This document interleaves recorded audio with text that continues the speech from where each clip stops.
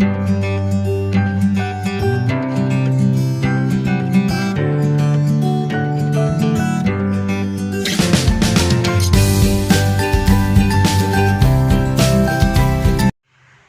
Friends, ഇന്ന് ഞാൻ വന്നിരിക്കുന്നത് ഒരു ചിക്കൻ റെസിപ്പി ആയിട്ടാണ്.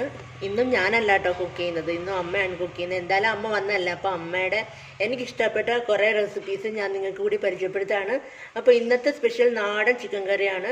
അപ്പോൾ 750 ഗ്രാം ചിക്കൻ ഉണ്ട് കേട്ടോ ഇത്. അപ്പോൾ ഇതിനകത്തുള്ളൊരു 1.5 ടീസ്പൂൺ മുളക് പൊടിയും 1/4 ടീസ്പൂൺ മഞ്ഞൾപ്പൊടി, ആവശ്യത്തിന് ഉപ്പും ചേർത്ത് പുരട്ടി വെച്ചിരിക്കുകയാണ്. അപ്പോൾ ബാക്കി സാധനങ്ങൾ എന്തൊക്കെയാണെന്ന് നോക്കാം. ഇതൊരു 4 സവാള എടുത്തിട്ടുണ്ട്, അതിൻ്റെ കൂടെ 4 പച്ചമുളക്, ഒരു 7 അല്ലി വെളുത്തുള്ളി, 2 പീസ് ഇഞ്ചിയുടെ പീസ് എടുത്തിട്ടുണ്ട്, ഒരു 2 പീസ് കറുവപ്പട്ട അതും കൂടി എടുത്തിട്ടുണ്ട്. അതിൻ്റെ കൂടെ പൊടികൾ 2 ടേബിൾ സ്പൂൺ മല്ലിപ്പൊടി, 2 ടേബിൾ സ്പൂൺ മുളക് പൊടി, കാശ്മീരി ചില്ലി പൗഡറാണ് കേട്ടോ, അതുകൊണ്ടാണ് 4 മുളക് എടുത്തത്, പച്ചമുളക് എടുത്തത്. അതിൻ്റെ കൂടെ 2.5 ടേബിൾ സ്പൂൺ മീറ്റ് മസാലയാണ്, ചിക്കൻ മസാല അല്ല കേട്ടോ. മീറ്റ് മസാലയാണ്, ചിക്കൻ മസാല ഉപയോഗിച്ചോളൂ. എൻ്റെ കയ്യിൽ ഇപ്പോൾ ചിക്കൻ മസാല ഇല്ലാത്തതുകൊണ്ടാണ് മീറ്റ് മസാല എടുത്തത്. അപ്പോൾ മീറ്റ് മസാല ഇട്ട് കുറച്ചും കൂടി ടേസ്റ്റ് ആയിരിക്കും. പിന്നെ നമ്മുടെ കറിവേപ്പില, ഇത്രയുള്ള സാധനങ്ങൾ, പിന്നെ എണ്ണ, ഉപ്പ്. അപ്പോൾ നമുക്ക് തുടങ്ങാം. ഇതപ്പം നമ്മുടെ നാടൻ ചിക്കൻ കറി ഉണ്ടാക്കാൻ വേണ്ടിയിട്ട് ചട്ടി സ്റ്റവിൽ വെച്ച് ഓൺ ചെയ്തിട്ടുണ്ട്. ആവശ്യത്തിന് വെളിച്ചെണ്ണ ഒഴിക്കുക, ഫ്രൈ ചെയ്യണം. നമ്മൾ നേരത്തെ പുരട്ടി വെച്ചിരുന്ന ചിക്കനില്ലേ, അതൊന്ന് ചെറുതായിട്ടൊന്ന് ഫ്രൈ ചെയ്തെടുക്കണം. അപ്പം വെളിച്ചെണ്ണ നന്നായിട്ട് ചൂടായിട്ടുണ്ട്. നമുക്ക് ചിക്കൻ അങ്ങോട്ട് ഇടാം.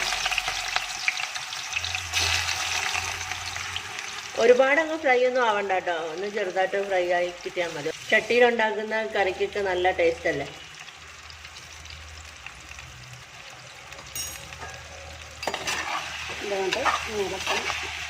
അപ്പോൾ കുക്ക് ചെയ്യുന്ന എൻ്റെ അമ്മ കേട്ടോ.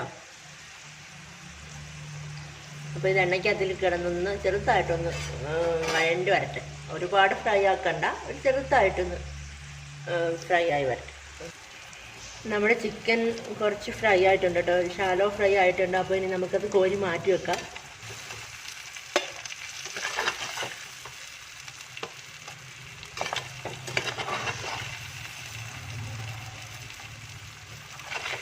അപ്പോൾ ഇത് നമുക്ക് അങ്ങോട്ട് മാറ്റി വയ്ക്കാം.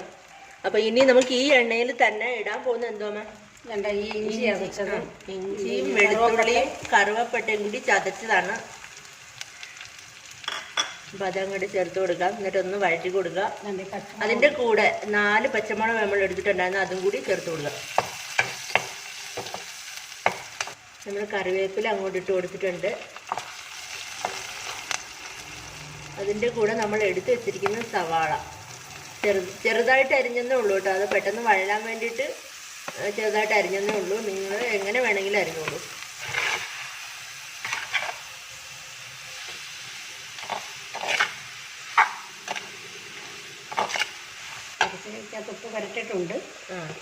നമ്മൾ ചിക്കൻ ഫ്രൈ ചെയ്യുന്നതിന് മുമ്പ് അതിനകത്ത് കുറച്ച് ഉപ്പ് ചേർത്തിട്ടുണ്ടായിരുന്നു. അപ്പോൾ ഇപ്പോൾ സവാളയുടെ കൂടെ കുറച്ച് ഉപ്പ് ചേർക്കാണ്.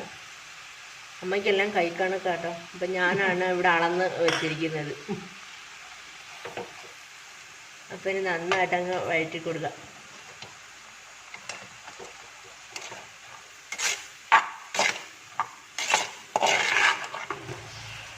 നമ്മുടെ സവാള ഒരു പകുതി വേവായിട്ടുണ്ട് കേട്ടോ. അപ്പോൾ ഇനി നമ്മൾ അതിൻ്റെ കൂടെ തന്നെ തക്കാളിക്ക, 2 തക്കാളിക്ക നേരത്തെ പറയാൻ മറന്നു പോയിട്ടോ.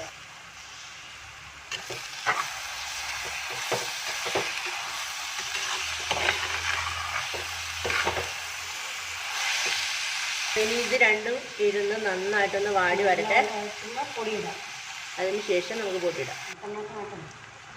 ഇതാ നമ്മുടെ സവാളയും തക്കാളിക്കയും പച്ചമുളകും എല്ലാം നന്നായിട്ട് വഴണ്ടിട്ടുണ്ട്. അപ്പോൾ ഇനി നമുക്ക് പൊടികൾ അങ്ങോട്ട് ചേർത്ത് കൊടുക്കാം.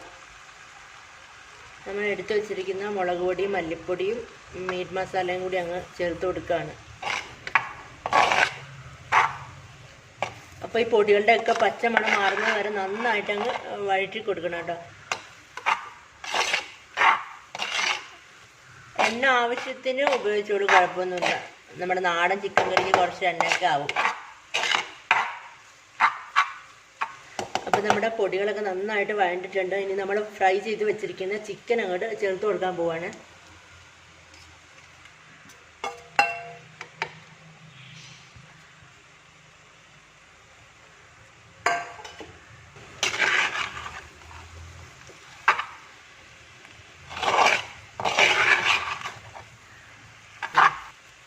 അപ്പോൾ ഇനി ഇതിനകത്തിലേക്ക് ഒരു കപ്പ് വെള്ളം കൂടി അങ്ങ് ഒഴിക്കുകയാണ് കേട്ടോ. അപ്പോൾ നിങ്ങൾക്ക് ഗ്രേവിയുടെ എത്ര വേണമെന്നുള്ളത് അതിനനുസരിച്ചിട്ട് വെള്ളം ചേർക്കുക. ഇതിപ്പോൾ കുറച്ച് ചേർത്തിട്ടുള്ളൂ. ഇനിയിപ്പോൾ വെന്തിട്ട് നമുക്ക് നോക്കാം ഒരുപാട് വെള്ളം കുറവാണോ അല്ലെങ്കിൽ കൂടുതലാണോ നമുക്ക് അതിന് ശേഷം നോക്കാം. അപ്പോൾ ഇത് നന്നായിട്ട് വേവട്ടെ. ഇനി